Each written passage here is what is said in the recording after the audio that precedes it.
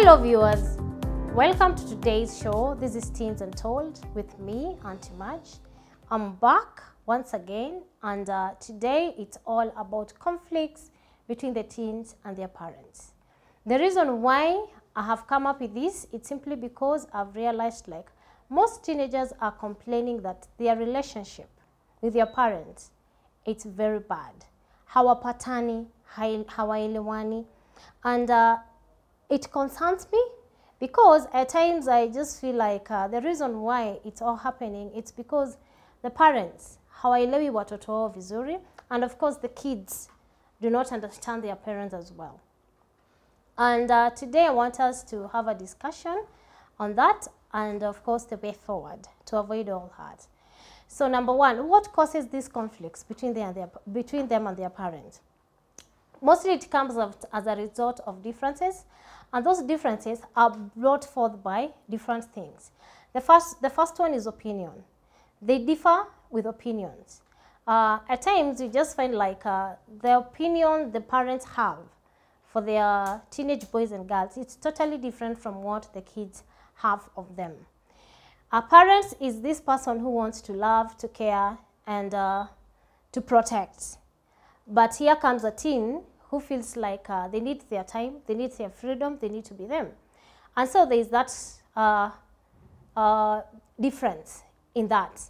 So when a parent is busy trying to love and to care, a teen feels like they are being deprived of their privacy, they are being deprived of their space, and of course that brings a lot of conflict. And that is why they don't understand. When parents are busy doing things like to protect them and to make sure that they're well protected, they're well taken care of, then they just feel like they are being denied of their rights, because nowadays there's a lot of like my right. And of course they feel like the parents are all over them, taking over their space, their privacy and all that. So the best thing for them to do is having a communication. As parents, we need to communicate to our children the reason why we do what we do, so that at least the kids can understand and not misinterpret the whole thing. The other thing is these teenagers, they reach a time whereby they want their privacy, they want to isolate themselves from like parents, and they just want to be alone. And as a parent, when that time comes, you just feel like you just fail to understand why your baby now wants their own space and they want to be alone. And so when that happens, there's some conflicts, because you want to be around them, but as for them, they don't want you to be around them. They want to be alone, they want to be with their peers, they want to be with their friends. And so when that happens, it brings a lot of conflicts. And that is the time you feel like teenagers will be complaining at all times, like my parents don't understand me, they just don't want me to have my time and all that. So it is always good to understand that it reaches a point whereby your child needs space. They want to be alone. They want to be them. Stop being around them too much. Be there to guide, but of course, at the same time, let them be them. Let them have their space. Just monitor what they are doing at a distance. Only when you feel like they need to be supported, that is where you can go closer. But until then just maintain that space. Wacha wakae kando kidogo. The other thing that is causing conflicts between parents and their children, it's basically what is trending. Kids want to flow with what is trending. They want to go with what is going on around them. But as a parent, you just feel like, apana, there is the way I've raised my own child. There is a way I want them to be. There is a way I want them to grow up. But as for them, they just feel like they need to flow. They need to do what others are doing. So at this particular time, that is the time that you're supposed to sit down your teen boy or girl. Let them understand, even if everybody is doing it, doesn't mean it's right. And even if they are the only ones who are doing it, doesn't mean it's wrong. Help them to understand that it is okay to create your own identity.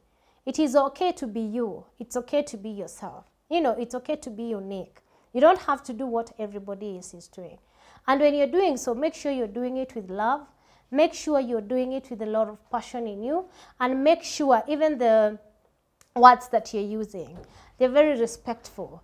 They are very considerate. Make them feel like they are part of the conversation. Don't instill things in them.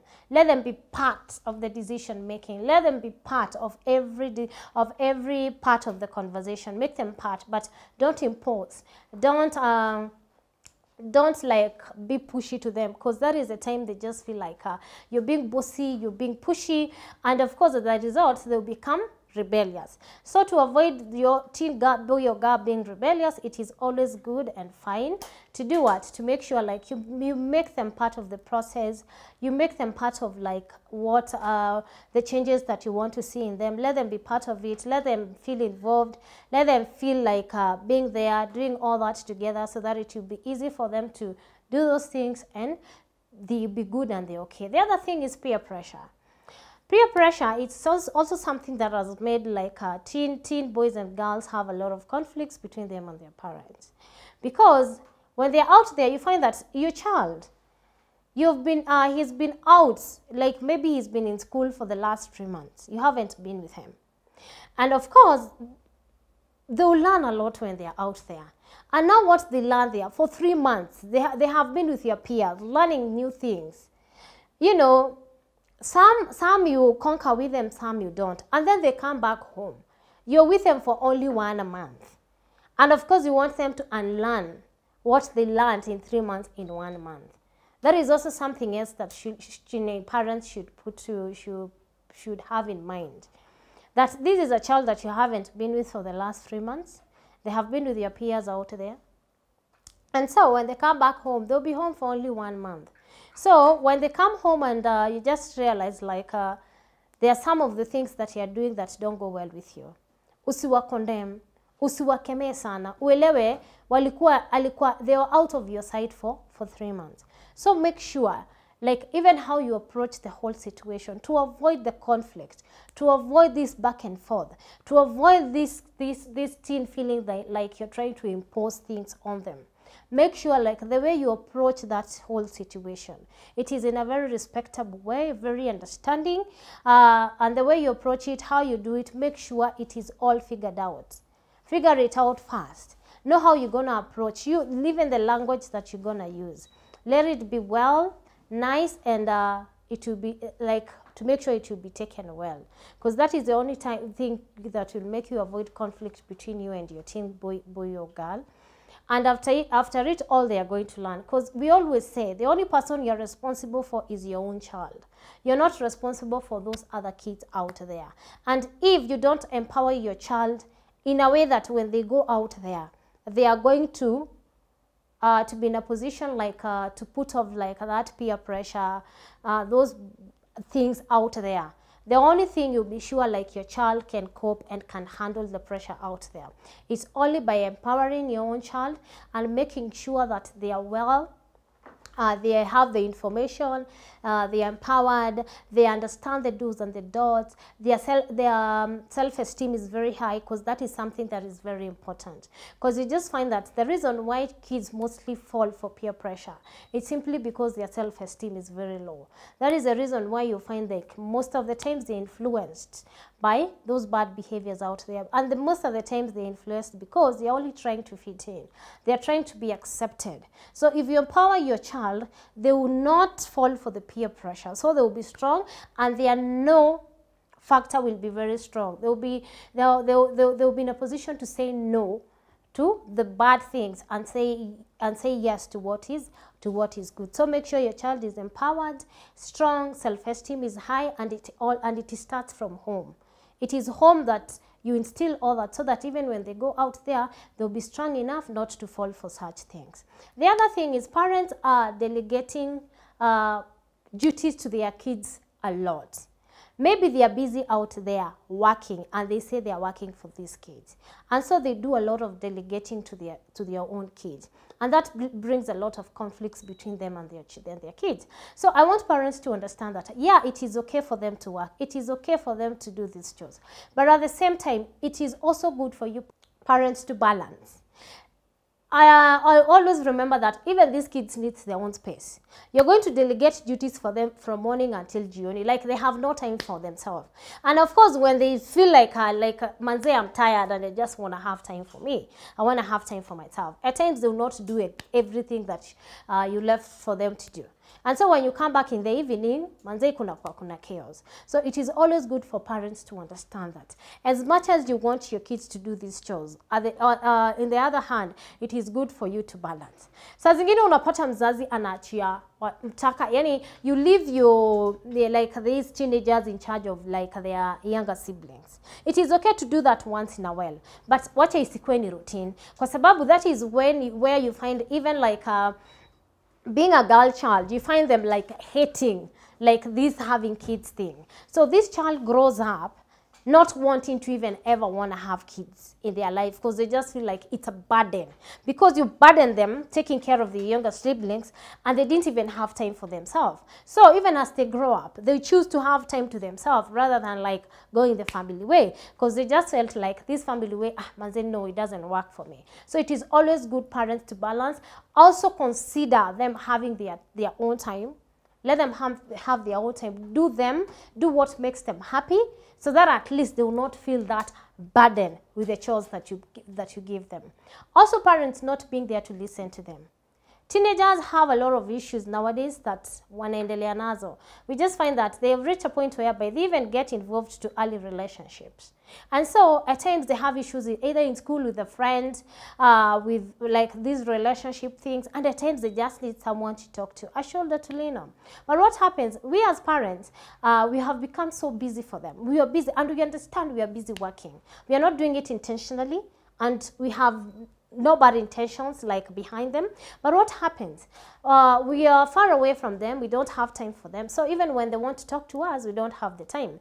And due to that, they are burdened. And once they are burdened, they have like those outbursts. And so at times you go to your teen boy or girl, you just want to have a normal conversation with him. But what happens? Boom, they just blow up. And you know, there is that back and forth throwing of words, and you as a parent, you just feel he should not be doing this. But as a teen, he's like, even you yourself as my mom, you should be listening to me, not working at all times. And you know, when I do a mistake, you're there. You only have time for me when there is a mistake. But when I need you the most, when I need you to be, or I need you as my parent to be there, my mom, my dad, for me to have a conversation with me, you're never there.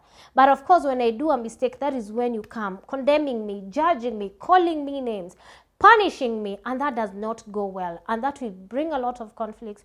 And that is the reason why you see so many teenagers are choosing the bad ways, either the drugs ways, they go into other relationships. You know, many times teen with their young man, they think when they do things, they are punishing you as a parent, without knowing that they are punishing themselves until eventually it will come back to them. At that particular time, they always feel they are doing it to punish their parents, who are busy doing stuff to them that they are not even happy about. So it is our responsibility as parents to understand if a child behaves in a way that it's not normal, it is always good to listen to them, care to know why are they behaving the way they are behaving. Maybe it's just something that can be talked out and the issue will go. Don't be busy judging them. Don't be busy calling them names, condemning them, and all that. Just give them an ear. They need to be listened. Don't be looking at them as kids, because many a times you just look at them and you're like, we bado ni mtoto. No, they are no longer kids. They also have a lot of issues in them. These are the days whereby even there are a lot of domestic violence in homes, and they are seeing all these things happening, and of course it affects them. Don't think like it doesn't affect him, because it does. It doesn't matter the age the child is. As long as those things are happening in a home, in a marriage, those things definitely affect the kids, and those kids need to be listened because they are part of that home. The other thing that is bringing a lot of conflicts amongst the kids and of course their parents is because when there is divorce. Because we always say that divorce is very selfish. How is it selfish? It is selfish in the sense that if it is the woman can move on, the man can move on, but the kids will never move on. So they're always left in the middle, confused, with no one to listen to them, to console them. You find that if the kids went to the mother went remarried, and now they have a stepdad who does not even understand an inch about who they are and what is going on.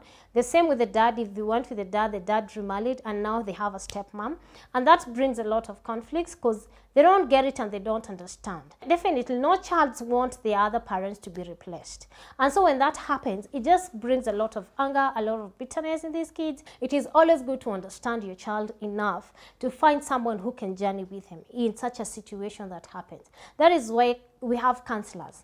Counselors are good, and of course they will journey with your child and they'll make sure that your child is well taken care of, guided into the right direction to avoid that there will be no pain, there will be no, the anger will not be there, the pain will not be there, because definitely, believe you me, when there is a combination of those three things, the outcome will not be good.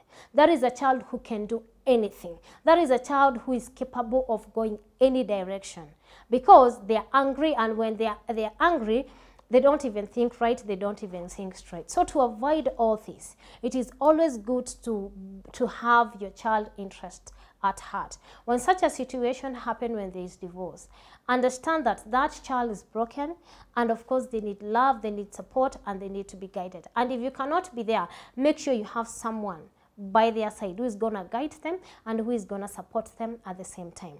There is also sibling rivalry, fight amongst themselves. And at times you just find that when there is that sibling rivalry, there are these kids that parents always side with. At times parents, they pick on one and they leave the other, and of course that brings a lot of conflicts between parents and their children, because the one who is always favored always has the higher favor, but the one who is always picked on and they're like, you are the one starting doing all this, they are left angry, and of course they cause a lot of drama. And so for that reason, there's a lot of conflicts between them and of course their parents. So what I would really love to urge the parents is, let us try and balance. Let us try and listen. Let us get away with this attitude thing. The fact that there was a fight that was started doesn't mean it was started by so and so.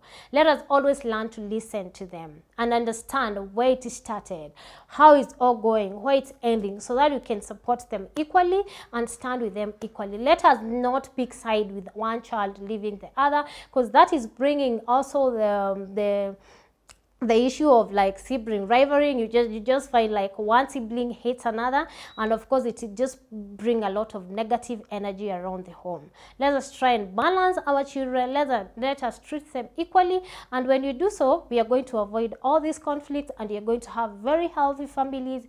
We're going to live together in happiness. We're going to live together in harmony, and of course, as the Bible says, where there is peace, God bestows blessings. So if we need those blessings from God, let there be peace. And for peace to reign, we have to be considerate. We have to have each other best interest at heart. We must stand for each other, be there to support each other, to listen, and to listen more, and also to communicate. Because for it to be healthy, there has to be communication. We must listen. We must stop judging people. We must stop condemning people. We must stop taking sides, and by so we are going to have very healthy families, healthy relationships, and healthy everything. Thank you so much, viewers. That is all we have for today. And of course, for your viewers, for those who have questions or those who are going through a situation that would really want us to talk about, you can write to us.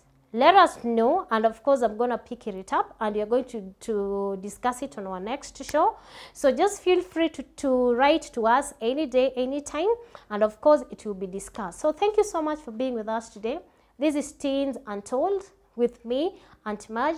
Until next time, same time, this is Wema TV, the voice of hope.